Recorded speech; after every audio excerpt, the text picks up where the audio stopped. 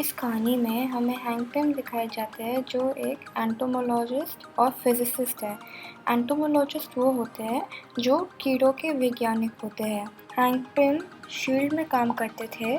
उन्होंने कुछ ऐसे पार्टिकल्स को बनाया था जो किसी भी चीज़ को छोटा या बड़ा कर सकता है या किसी भी चीज़ का वेट कम या ज़्यादा कर सकता है, और इन पार्टिकल्स को पिम पार्टिकल्स कहा गया है। उन्होंने पिम पार्टिकल्स की मदद से एक सूट बनाया जिसे जो भी पहनेगा वो अपनी मर्जी से छोटा और बड़ा हो सकता है। छोटा होने के बावजूद जिस आदमी ने वो सूट पहना है उसकी पावर उतनी रहेगी जितना उसकी ओरिजिनल साइज़ में थी। इस सूट की वजह से उनका नाम पड़ा एंट मैन। इसके अलावा हैंक पिम ने एक डिवाइस बनाया था जिसकी मदद से वो हर तरह की चींटियों को कंट्रोल कर सकते अपने हिसाब से। हैंक की बीवी जेनेट भी शील्ड की एक एजेंट थी और हैंक ने जेनेट के लिए भी एक सूट बनाया था जिससे वो कहलाती थी वॉस्प। हैंक और जेनेट, जिनको हम एंट मैन और वॉस्प भी कह सकते हैं, वो दोनों मिलके शील्ड के मिशन पूरे करते थे। एक बार 1987 में रशिया ने अमेरिका पे एक न्यूक्लियर मिसाइल छोड़ी थी। तब हैंक और जेनेट यानी कि एंट मैन और वॉस्प को उस बॉम्ब को डिफ्यूज़ करने के लिए भेजा था, लेकिन वो बॉम्ब टाइटेनियम का बना था, इसलिए उसको तोड़ पाना बहुत मुश्किल था। इसलिए उसके अंदर घुसने के लिए आपको एटम से भी छोटा होना था। उस वक्त हैंक का रेगुलेटर काम नहीं कर रहा था, इसलिए जेनेट अपने रेगुलेटर को बंद करके सबएटॉमिक यानी कि एटम से भी छोटे होके बॉम्ब के अंदर चली जाती है और वो बॉम्ब डिफ्यूज़ हो जाता है, लेकिन वो हमेशा हमेशा के लिए सबएटॉमिक हो जाती है यानी कि क्वांटम रियल्म में चली जाती है। हैंक और जेनेट की एक बेटी भी थी जिसका नाम होप था। हैंक ने अपनी बेटी को कहा था कि उसकी माँ जेनेट प्लेन क्रैश में मारी गई जबकि वो क्वांटम रियल्म में फंस गई थी। हैंक ने अपनी बेटी को बोर्डिंग स्कूल में भेज दिया जिससे हैंक क्वांटम रियल्म में और रिसर्च कर सके, जिससे वो जेनेट को वापस ला सके। लेकिन होप को ये लगने लगा कि उसके पिता उससे झूठ बोल रहे हैं और उसकी माँ की मौत का सच भी उससे छुपा रहे हैं, इसलिए होप अपने बाप से नफरत करने लग गई। जेनेट के जाने के 2 साल बाद 1989 में हैंक शील्ड से रिज़ाइन कर देते हैं क्योंकि वो जेनेट के जाने के बाद बहुत उदास होते हैं और ऊपर से शील्ड वाले उनके पिम पार्टिकल्स वाले फार्मूला को कॉपी करने की भी कोशिश कर रहे थे। और हैंक के हिसाब से अगर ये पिम पार्टिकल्स किसी के भी हाथ में आ गए तो बहुत लोग इसका गलत इस्तेमाल करने लग जाएंगे। फिर शील्ड से निकलने के बाद हैंक ने अपनी खुद की कंपनी स्टार्ट की जिसका नाम था पिम टेक्नोलॉजी, लेकिन उन्होंने अपने पिम पार्टिकल्स वाले फार्मूला को इस कंपनी से भी बहुत दूर रखा। जब हैंक की बेटी वो बड़ी हुई तो वो उस कंपनी की चेयरमैन बन गई, लेकिन वो अभी भी उनसे नफरत करती थी। उस कंपनी में डैरेन क्रॉस नाम का आदमी हैंक का असिस्टेंट हुआ करता था। डैरेन और हैंक साथ मिलकर काम करा करते थे। डैरेन को तो हैंक ने अपना बेटा ही मान लिया था, लेकिन जब डैरेन को एंटमैन सूट और पिम पार्टिकल्स के बारे में पता चला तो उसने हैंक से जानने की कोशिश की, लेकिन हैंक ने उससे अपने आप से दूर कर लिया और इसलिए डैरेन ने गुस्से में आके यह फैसला कर लिया कि हैंक को उन्हीं की कंपनी से निकाल देगा।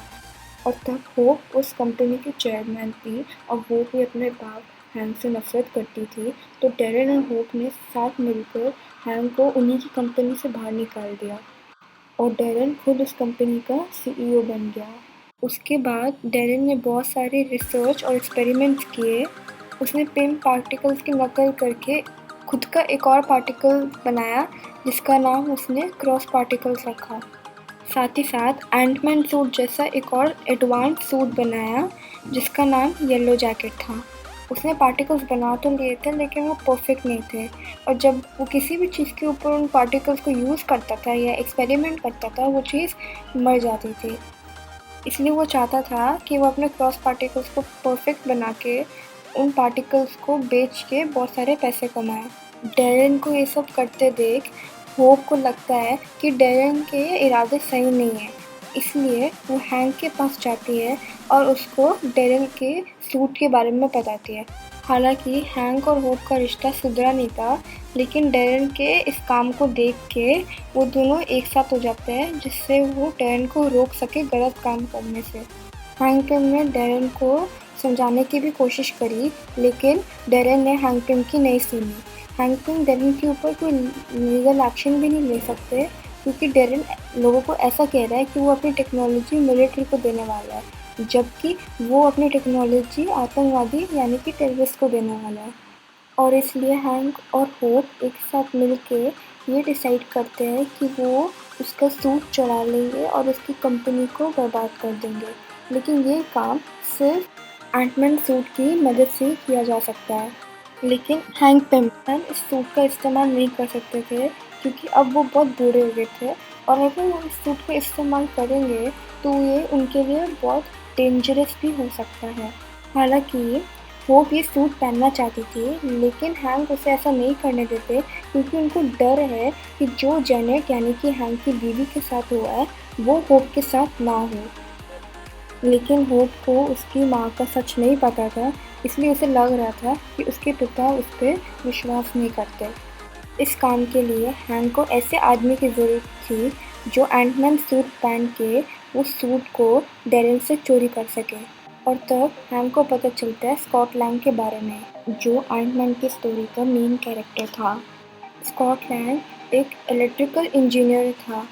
वो अपने स्किल्स को यूज़ करके ऑनलाइन रॉबरी यानी कि चोरी करता था, लेकिन वो अपने लिए चोरी नहीं करता था, वो बड़े क्रिमिनल्स को लूटता था और पैसे उन्हीं लोगों को देता था जहाँ से बड़े क्रिमिनल्स ने वो पैसे चुराए थे।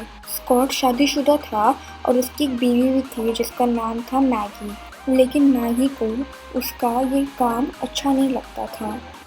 और जब स्कॉट की एक बेटी हुई तब उसने अपनी बीवी को वादा किया कि वो अब से चोरी नहीं करेगा।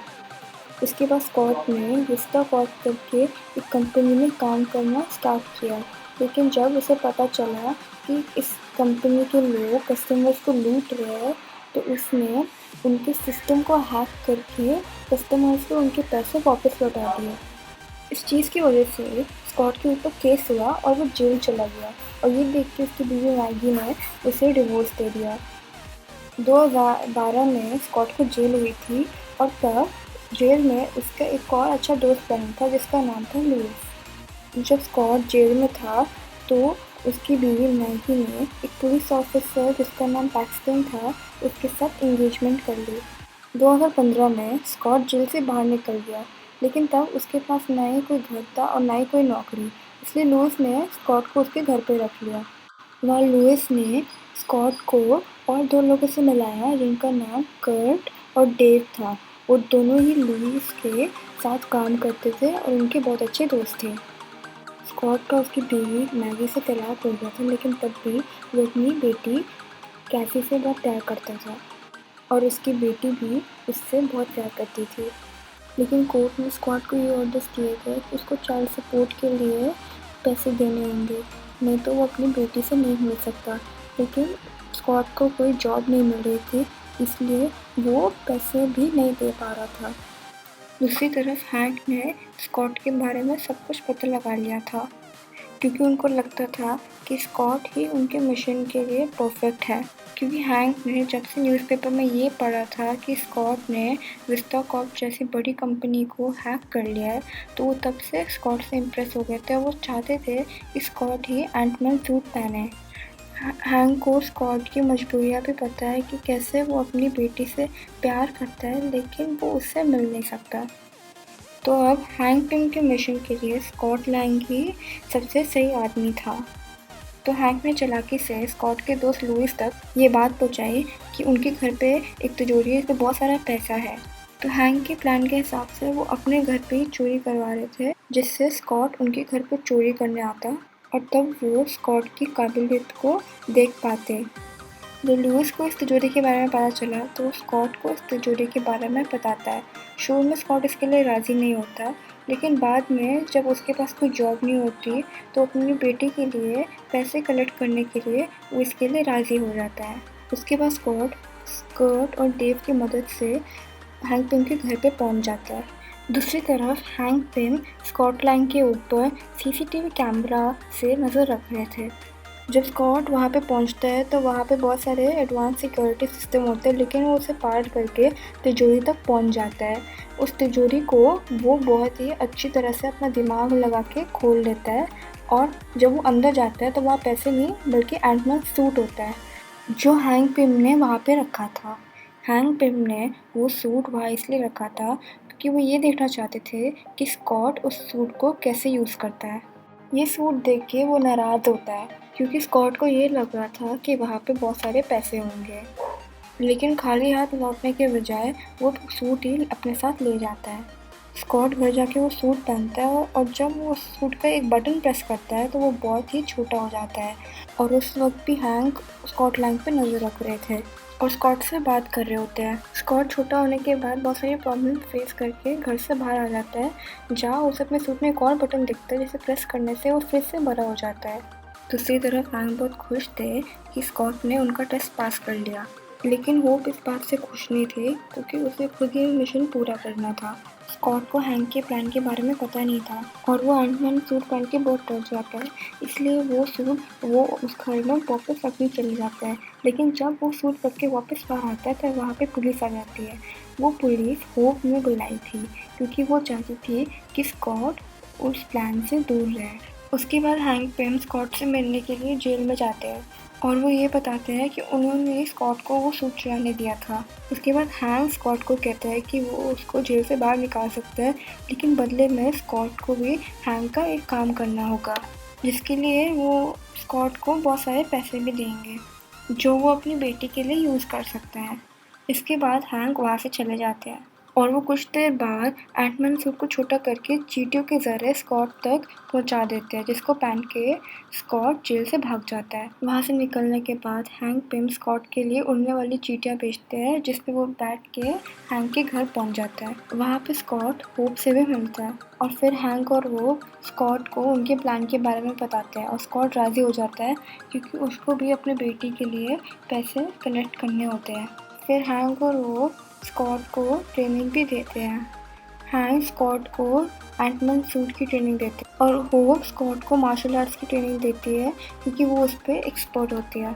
शुरू में होप अपना काम अच्छे से नहीं कर रही थी और बहुत बार नाराज़ हो रही थी, लेकिन एक बार जब वो नाराज़ होकर अपने कार में आई तो स्कॉट उसे मनाने गया और वापस उसे लेके आया, और तब हैंक ने उसे उसकी माँ का सच बताया। तब होप को लगता है कि उसके डैड उसे नहीं खोना चाहते थे, इसलिए उन्होंने सूट स्कॉट को दिया।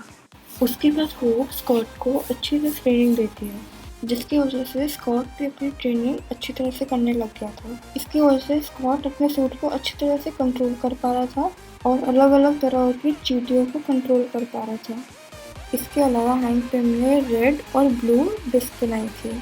रेड डिस्क से किसी को भी छोटा करा जा सकता था और ब्लू डिस्क से किसी को भी बड़ा। एंटमैन के पास कोई हथियार नहीं था, इसलिए वो रेड और ब्लू डिस्क यूज़ कर सकता था।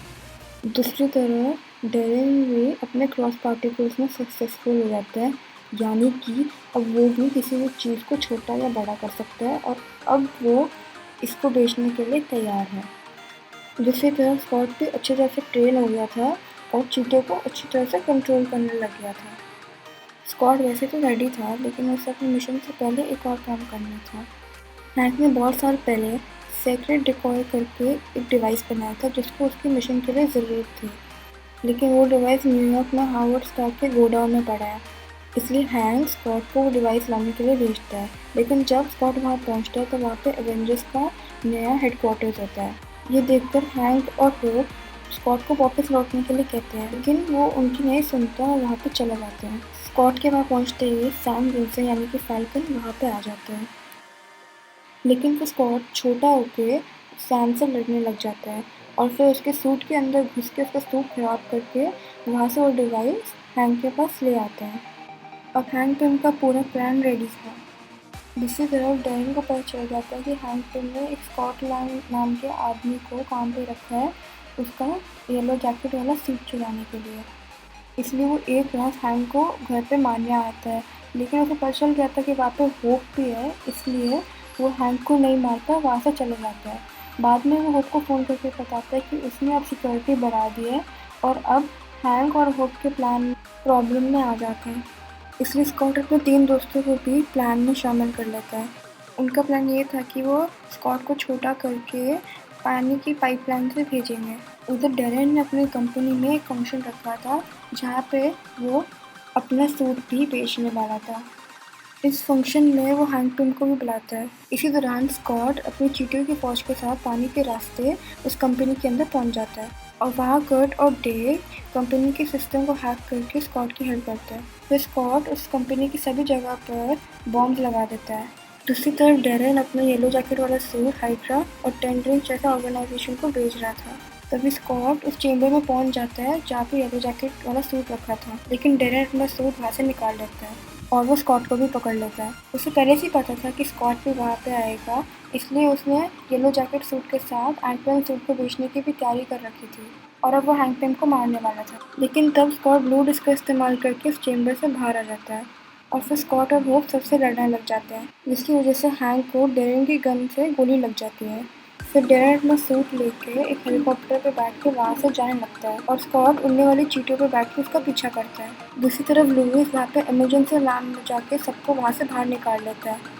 उसके बाद कंपनी पे लगे बॉम्ब फट जाते हैं और डेरेन की पूरी कंपनी डिस्ट्रॉय हो जाती है। साथ ही साथ उसके पिन पार्टिकल्स और सारा डेटा चला जाता है। डेरेन को पहले लग रहा था कि स्कॉट सिर्फ उसका सूट चुराने आया है, लेकिन जब उसने अपनी कंपनी की बर्बादी देखी तो उसे बहुत गुस्सा आता है और वो अपने येलो जैकेट वाला सूट पहन के स्कॉट से लड़ने लग जाता है। वो लोग लड़ते लड़ते हेलीकॉप्टर से नीचे गिर जाते हैं और एक घर पे पहुंच जाते हैं। वहाँ स्कॉट डेरेन को इंसेक्ट किलर मशीन में फंसा देता है और उस मौके का फायदा उठा के उसे मारने ही वाला होता है कि तब वहाँ पे पैक्सटन आ जाता है और वो स्कॉट को अरेस्ट कर लेता है। उधर डेरेन उस मशीन से बाहर निकल जाता है और स्कॉट की बीवी के घर चला जाता है और उसकी बेटी कैसी को पकड़ लेता है क्योंकि उसको स्कॉट की मजबूरियाँ पता था।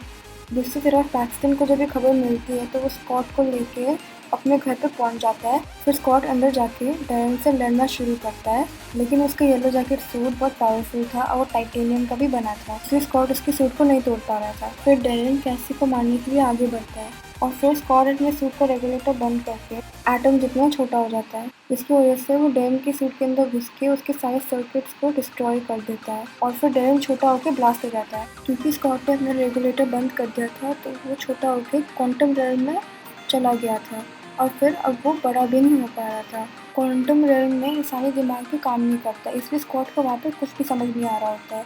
लेकिन बाहर कैसी स्कॉट को लगातार बुला रही थी और वो सुन के स्कॉट होश में आता है और फिर ब्लू डिस्क को अपने रेगुलेटर में डाल के अपने सूट का बटन प्रेस करके बड़ा हो जाता है और क्वांटम रेल्म से बाहर आ जाता है।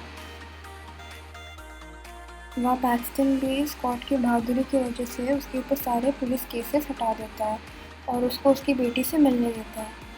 वहाँ हैंक पिम बहुत हैरान थे कि स्कॉट क्वांटम रेल्म में जाने के बाद जिंदा वहाँ से वापस आ गया। स्कॉट को ये तो याद था कि उसने अपना रेगुलेटर बंद करके क्वांटम रेल्म में गया था, लेकिन उसके अंदर वहाँ क्या हुआ और वो कैसे बाहर आया उसे वो सब याद नहीं था।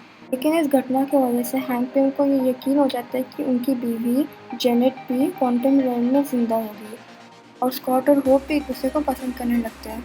उसके बाद हैंक पिम फिर से क्वांटम रेल्म पे रिसर्च करना शुरू कर देते हैं। कुछ महीने बाद स्कॉट का दोस्त लुइस स्कॉट को ये बताता है कि सैम विल्सन यानी कि फैल्कन स्कॉट लैंग यानी एंटमैन को एक मिशन के लिए ढूंढ रहे हैं और स्कॉट लैंग इसके लिए मान जाता है। मूवी के मिड क्रेडिट सीन में हैंक अपनी बेटी होप को नया वॉस का सूट दिखाते हुए जेनेट और हैंक ने मिलकर बनाया था। पहले तो वो सूट जेनेट के लिए बन रहा था, लेकिन अब हैंक ने होप को देने का फैसला कर लिया था। मूवी के पोस्ट क्रेडिट सीन में सैम, बकी और स्टीव पुलिस से बच के कोई छुपे हुए थे और उन्हें किसी की मदद चाहिए थी। तब सैम स्टीव को कहता है कि वो एक बंदे को जानता है जो उनकी मदद कर सकता है। या सैम एंटमैन की बात कर रहा था जो अब कैप्टन अमेरिका सिविल वॉर में रिटर्न करेगा और वो मूवी भी मैं आपको एक्सप्लेन करके अपने यूट्यूब चैनल पर जरूर डालूंगी। Till then bye.